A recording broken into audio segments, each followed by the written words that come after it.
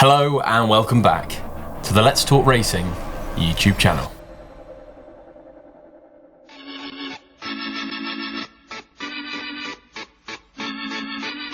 Hello and welcome along to the Let's Talk Racing YouTube channel in association with Racing TV. We're back for the 2024-2025 season and we've taken a bit of a break. We have. By this point last year, we'd done 7 videos. We definitely went too soon. But I feel refreshed. Yep. Ready to go. How do you feel, Andrew Blair White? I feel absolutely superb, Josh, I must say. Like a horse that's had a nice summer of grass, a bit of self-improvement, a bit of running, trying to get myself a little bit more fit. I think we both came to the conclusion last year, at the end of last season, that we'd kind of ran out of steam. There was one too many gigs, and in the end, we've given ourselves that little bit more time, and we're going to be back and better than ever. But during that time, we've been away, and we've been beavering away, trying to find the next best podcast ideas, and also the next best horses that we should be backing and following this season, which we can't wait to tell you all about over the next coming weeks before the season starts proper towards that middle part of October and the end of October. And I'm pretty excited for the season. I don't know about you. There's so many different things this season that we've got to talk about. The look at this stage of the season, very exciting. You've got Ballyburn. What does he do? Does he go chasing? Does he go down that champion hurdle route? If he goes down that champion hurdle route, you've got Lossiemouth, State Man, Sergino possibly, Constitution Hill. All very exciting. Fantastic. Yeah, you look at the Gold Cup picture, you've got horses like Factor File coming through, like you've got... Could he beat Galopin Des Champs? Potentially so, definitely. Like Galopin Des Champs has had a very arduous season last year. It was great to see him out so many times, but you'd have to think that might take its toll at some stage. But at the same time, you've got a champion hurdle and a Gold Cup picture filled to the brim of good horses, and that's exactly what we need, and hopefully leads to a huge season. Absolutely. I was at John Joe Neal's yesterday. I was at Nicky Henderson's this morning, actually talking about the champion hurdle. Constitution Hill looked well. Sergino, it looks to me like they're kind of waiting to see how Constitution Hill returns. I think Nicky Henderson doesn't want to send him chasing, but if Constitution Hill isn't what he was before, then that's a great excuse to go down the hurdling route. But if he isn't, then they need a champion hurdler. But then again, the Donleys have also got State Man. So how does it work? It's all very complicated. It'll be interesting to see how that works. I personally think Lossiemouth is the very, very interesting one in that division. I'm going to say it now, I think she could beat State Man this season, getting £7. Yes, do you think she'll run in a champion hurdle? I don't know, but I get the impression that they don't want to. She doesn't really want to win a mare's hurdle with her. I think they look at her and they think this is Annie Power-esque. This is a really, really top class mare. And I understand that Annie Power only ran in the champion hurdle because Fahim didn't run. Maybe that could be a similar case with State Man. Potentially so. I think what you'd want from a Willie Mullins perspective is you'd like a Jade de Grugy, for instance, to kind of come and be near on that horse, or a Cargese or whatever it might be, to go and stamp their bit on the mare's division to the extent where Willie might think he can still win the mare's hurdle and be able to run Lossiemouth maybe in the race that she should be running in. We get to discuss this all season. Yeah, exciting novices as well. Romeo Cooley I'm looking forward to seeing. Jalan Dudery, obviously Jasmine Devoire. A couple of other really exciting novices as well that we're actually going to touch on in next week's video. So we're not going to mention them now, but we will touch on them in our first Horses to Follow video this time next week on Thursday. But we've got a few announcements to make ahead of the new season.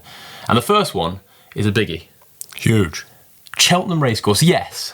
Cheltenham Racecourse, the home of jumps racing, have come on board with Let's Talk Racing. I am a 18 to 28 membership ambassador for next year, which is really exciting. Looking forward to being at Cheltenham for all those big days. Quality as well. Yeah, absolutely quality. When you get an email saying, "Do you fancy being a Cheltenham ambassador?" It's a bit of a dreamy email. So over the moon have been able to do that. But we're both working alongside Cheltenham this season. We're going to be doing podcasts on course. We're also going to be doing podcasts possibly with guests that Cheltenham might have or anything like that. I think it's going to be quite a collaborative effort with Cheltenham Racecourse. I hope so. Yeah, no, it's a fantastic news to get. Fantastic for yourself. Obviously, the ambassador role thing came out on Twitter the other day, and very well deserved. And it seems, like I must say, as an 18 to 28 member over the last couple of years, I've really enjoyed it every time I've been there. It gives you great opportunities, and now you're the man flying the flag. And I think if you break down the cost, especially for 18 to 28 28-year-old members. Like,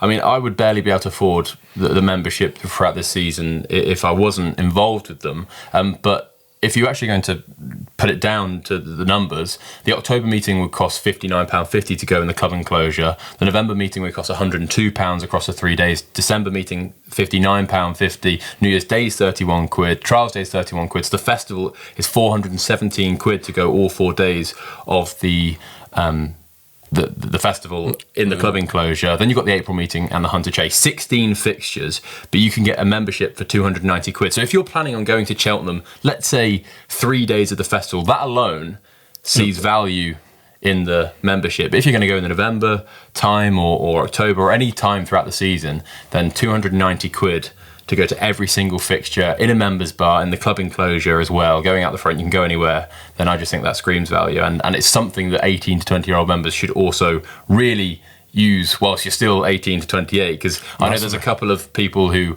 have replied to my tweets going, I'm 31, I'm absolutely gutted that I can't do this. Yeah, no, very much so. You've got to use it while you have it. Like, it's a fantastic thing. I've in the past couple of years been in a situation where I'd be going to the festival, but even nowadays with work, you'd be going to the festival maybe 2 days max, but you're getting to the November meeting, getting to the October meeting, you're getting all of that included. And I don't think as well, unless you're in the club enclosure or that member stand, you quite realise just how good a view it is, how good the whole situation is. Like, it is the best place on the course. I know that's, bar the boxes probably, but I don't think I'll be buying a box. No, I prefer being down and about rather than in the boxes. That is a complete lie. I do. You're a complete prawn sandwich man. I won't turn down a free drink, but I definitely would rather be out and about. But I honestly, have a look. All the details will be down below. Please do click the link in the first line in the description and have a look. And if the membership's for you, then do get involved. And if you're umming and ahhing, please message me on Twitter or whatever,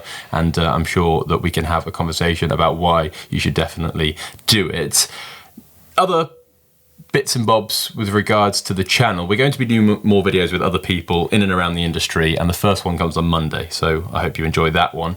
And as a result, we'll probably be slightly more fluid in uploading, possibly extra videos on Let's Talk Racing with possible guests, jockeys, trainers, etc. Yeah, I think so. I think we're being a little bit more open-minded this year to stuff like that, trying to get different views, different perspectives from different people, especially in the early part of the season. Always good to get updates from those better trainers, better jockeys about the horses they'll be riding or training, and we're hopefully going to be bringing you plenty of that, especially over the next couple of weeks. So looking forward to getting really stuck into it. It's a fantastic time of the year, this, Josh, like when you've just got all hopes are just there. I know, I can't wait, absolutely can't wait. Last year, I think our best bet section on the podcast could have been improved. We're really going to take all of those into deep consideration and slightly change the format as well, hold ourselves accountable, and hopefully back more winners as a result. And also, we're feeling very lucky. We've got Cheltenham on board, we've got wonderful viewership in yourselves, and obviously we've got Racing TV we're in association with.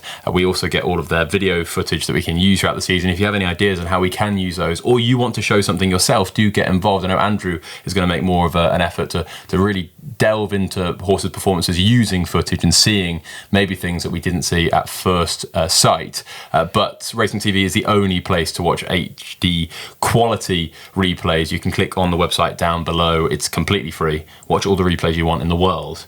And it's something that I can get in a right rabbit hole with. Oh, I've spent sleepless nights, to be honest. I'll watch a novice at Market Racing during the summer, and I'll end up on Annie Power's Mare's Hurdle Fall, and I'm like, how have I done this? Gone from there to there, but it's just addictive. Is it just me, or like, do you end up sometimes just re-witnessing like painful moments? Like, you'd think I'd go back and look at did Colin Maffei win? Yeah, this sort of I just stuff. Remember it wrong. Like the last, I'd say 3 times in the last month I've watched Mahler Mission in the National Hunt Chase. I don't know why I'm doing it to myself. Every time I watch it, after 3 out, I'm going for 5 yards. This is Denman. It's Denman. It's Denman. And then he fell. It's not quite Denman, is he? No, it's not. Anyway, that's a very short update and a very short welcome back to the Let's Talk Racing YouTube channel. Things might look a little bit different as well on next week's video. You also are going to have 2 videos next week. We cannot wait for the horses to follow. If you do enjoy this video, please hit that like button. If you're excited for the new season, hit that like button and do subscribe to the channel if you haven't already. We look forward to talking about those very good, important horses that we need to be backing this season. I really cannot wait. This time next week. Be there. We'll see you soon.